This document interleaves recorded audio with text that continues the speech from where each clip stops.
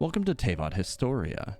In this video I'm going to cover all the details and other references I noticed from Genshin Impact's latest Archon questline, Omnipresence Over Mortals.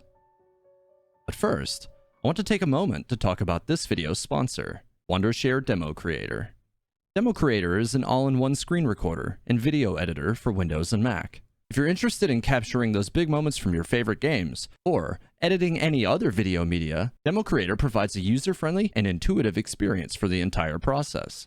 In fact, if you notice something during this video, or any of my future things you may have missed videos, or just something peculiar in-game you'd like to point out, and would like a chance to be featured in an upcoming video, try using Demo Creator to create and then submit your details or questions to TeyvatHistoria@gmail.com. Using their software, you can easily utilize one of 3 different recording options. New recording and screen recording both will record anything on screen at the time, but the new recording option enables on-screen drawing. The record game option is optimized for recording as the name suggests, and will record games at a chosen FPS while minimizing its impact on your system performance. Alternatively, you can simply submit a short video of yourself asking a question. Demo Creator provides all of the primary necessities every content creator needs, such as cropping, and speeding up or slowing down your footage for those details you'd like to highlight in slow motion. Last, but certainly not least, Demo Creator has a rich effects store from which you can download all sorts of video effects and transitions. If your clip is chosen, I'll feature it in one of my upcoming videos, and it is my plan to feature many of your questions as time goes on. Wondershare Demo Creator is a fantastic entry you can use to get your feet wet in the content creator space and score a chance to be featured here on the channel.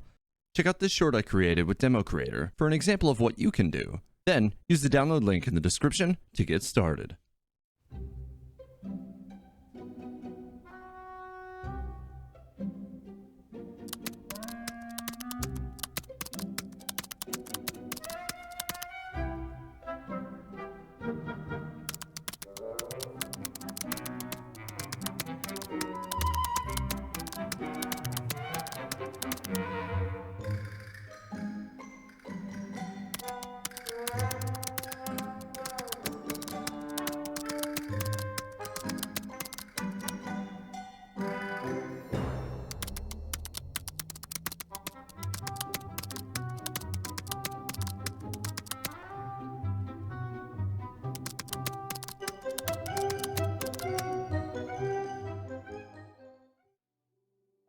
As the quest begins, Okubo Daisuke meets the traveler, stating several rumors have caught fire throughout the ranks of the resistance. All of this, as Tepe is seen looking away, in a not-so-subtle attempt to elude detection of the fact that the rumors originate from his own desire to build up the traveler, while continuing his logistical nature of shipping hope to his fellow soldiers. Tepe mentions later that he had been reviewing a book published by the IA publishing house to improve his leadership skills, mentioning specifically that raising soldiers' pay will increase morale, and extra bounties boost incentive to go to the extra mile. But, just before that, Kokomi similarly mentions upon returning to her that she can increase the traveler's pay, before ultimately giving the traveler another assignment instead, perhaps suggesting that Kokomi has been consulting the same book as Tepe, or, alternatively, maybe she wrote the book herself, given her tactical mind. During this same interaction, Paimon suggests that Tepe is an armchair general, after he shares his words of wisdom from the before-mentioned book. An armchair general is defined as one who regards themselves as a military expert on affairs, but lacks any actual experience to back it up. Paimon also mentions during the interaction with Kokomi that Tepe has a tendency of jumping into things without thinking it through. During the immediate next scene between the traveler and Tepe, Tepe has a single subtle cough, disguised as clearing his throat, as he claims to be at the top of his game. At this point, we had no context to really consider the importance of this detail, but it was in fact a valuable moment of foreshadowing, coupled with Paimon's concerns from just a few moments before. As the questline progresses and Tepe's rank within the resistance improves, his title is actually updated over his name in the text dialogue box, just like it was when he was promoted to Samurai in the 2.0 Archon quest. Kokomi mentions while giving the assignment that the ruins relate to a god who fell during the Archon War, which concluded over 2,000 years ago, the leading suggestion being Orobaxi, given that Tepe mentions that Musojin Gorge was formed by the Misono Hitotachi as the Raiden shogun slew Orobaxi during the era of the Archon War, giving us our first concrete evidence of the time in which this event took place. It also plays into the fact, established later, that many do not know that the Raiden Shogun, A, is not the original Raiden Shogun, as Tepe mentions that she appeared in person to kill the deity. But it was not the Shogun, but rather A, the Shogun's shadow assassin and body double, who completed the act of utter destruction. A's path of destruction is actually quite a bit larger than it seems on the surface. Not only did it create Musojin Gorge, but it also left a conal area of effect that proceeds as far out as Narukami Island. Here you can see clear evidence of destruction on display within the cone projected outward by A's wrath after the death of Sasayuri. The assignment Kokomi gives to the traveler around this same portion of the questline involved proceeding to the ruins of Fort Mume. A keen eye will notice that these ruins match the patterns of the ruins in eastern Mondstadt and northern Liyue, suggesting that they too belong to the now lost civilization of Conria. Towards the end of the questline, A states that she has seen a nation stride forward and lose everything to the heavenly principles. But when completing the questline, Orobaxi's legacy, it is mentioned that the Shogun herself is the one who destroyed these particular ruins. Initially, this seems as if it is simply some conflicting data. Were these ruins destroyed during the Archon War? Or were they destroyed during the Cataclysm of 500 years ago? Could it be that A witnessed their destruction because she herself was compelled against her will as a Gnosis holder to dispatch Teyvat's once glorious and godless human society, as I theorized months ago? Or were these unfortunate Conrians simply another factor of collateral damage within the cone of A's destruction? Given that the ruins lay outside the obvious path of destruction, it seems unlikely.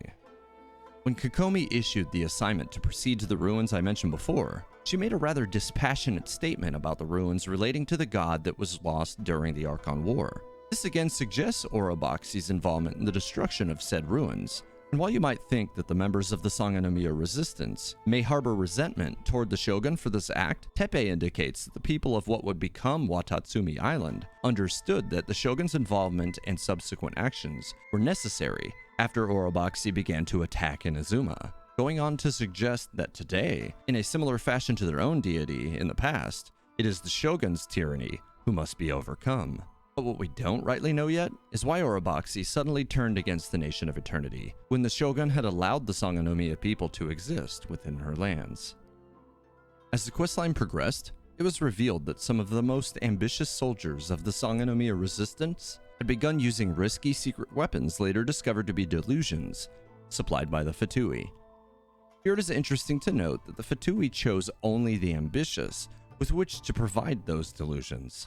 We all know by now that ambition and visions are closely related, but why were these ambitious, visionless individuals chosen by the Fatui? The negative effects associated with delusions have been documented as far back as Genshin Impact's manga, which was released more than 2 years ago at the point this video was made, and depicted the death of Diluc's father, Krapus Ragenvinder, after a fatal backfire mortally wounded him. However, afterwards, Diluc managed to use his father's delusion for an extended period of time without any well-documented side effects, similarly to that of many of the Sangonomiya soldiers, most of which only suffered a mild loss of vitality, more akin to that of Child when using his delusion in foul legacy form. Scaramouche claims human life is worthless. Indeed, a surprising statement to hear from someone who was presumably human himself. But, as we find out later, he isn't actually human at all. It had been suggested by the Pale Flame artifact set for some time that Scaramouche might be some sort of construct, never intended to have regained knowledge of his former purpose, nor his sealed Archon-like powers. Confirmed by Mimiko later, he was indeed a prototype container for the Shogun's will, to be used after sealing herself within the sword, which was passed down to her by her sister Makoto, the former Electro Archon. Speaking of Makoto and A's lore, the charged attack animation for the Raiden Shogun appears as a crescent moon, with the Shogun standing at its center. Crescent moons are obviously observed as the shadow of our planet passes over the moon's surface, and here it is A, whose very name is revealed to have meant shadow rather than eternity. Stuff can be two things, Who symbolically cast the shadow, creating the crescent moon's form. While this isn't really a lore detail, it is a really cool graphical choice made by the artists and animators. These are the sort of details I really love, and I think that we should take a moment to reflect and thank them for their hard work, which really helps to bring this game to life. Like the previous detail, this one is also not really a detail from the storyline itself, but among Raiden Shogun's unlockable voice lines regarding a character named Kunikazushi, this is almost certainly the proper given name of what the Fatui later renamed Scaramouche. A goes on to say that she feels like she owes him something and would prefer not to take control of him, suggesting that she believes she has the ability to override his programming. Unless, of course, the Fatui plan for this particular contingency, which is a concept that raises concerns for the future. Before the traveler runs off to confront the Fatui for their misdeeds of providing delusions to the resistance, Kokomi says it's dangerous to go alone. Those of you Zelda fans out there will likely recognize this as a reference to the popular line from The Legend of Zelda. And Kokomi even goes on to make a suggestion of what you should take along with you, further driving the reference home. After Mimiko saves our traveler from Scaramouche's trap, she reveals that the Raiden Shogun is actually a puppet, and the actual Archon, A, was the one we met inside the Plane of Euthymia, and it is also why she's sitting in that now iconic position of meditation upon our arrival in both instances. Miko revealed this detail to us at this time to accentuate that A's eternity is defined by the fear of loss, a concept we'll return to in the next video. When Miko deploys her anti-Raiden Shogun training, if you paid attention to the types of attacks that were emitted by the machine, some of the Shogun's electro attacks were actually the same patterns during the final battle, meaning this training was actually surprisingly useful if you hung out and watched how it all worked, despite the fact that Mimiko claims that you are no match for A at all. After you complete the training, Miko mentions that she is the Electro Archon's servant, which I believe in this context was intended to be understood as Miko serving A as her animal familiar. This is further strengthened by Miko teasing the traveler about only seeing her fox form in their dreams. And while a traveler might not have been lucky enough to see Mimiko in her fox form, the rest of us were later treated to it during A's cutscene Promise of a People's Dream. Mimiko mentions that the Fatui's plot of fostering the Vision Hunt decree was obviously a means of manipulating the Shogun. But how could they have known about the Shogun's puppet form? Well, to answer this, we go back to the fact that they were the ones who recovered Scaramouche's lost abilities. It is likely that in this process, they learned of his true purpose, and either surmised that the current Shogun must also be a mechanical construct, or were directly informed by the one once called Kunikazushi, now named Scaramouche, or the Balladeer by the Fatui. Throughout Kamisato Ayaka's story details, there are several mentions of her brother Kamisato Ayato.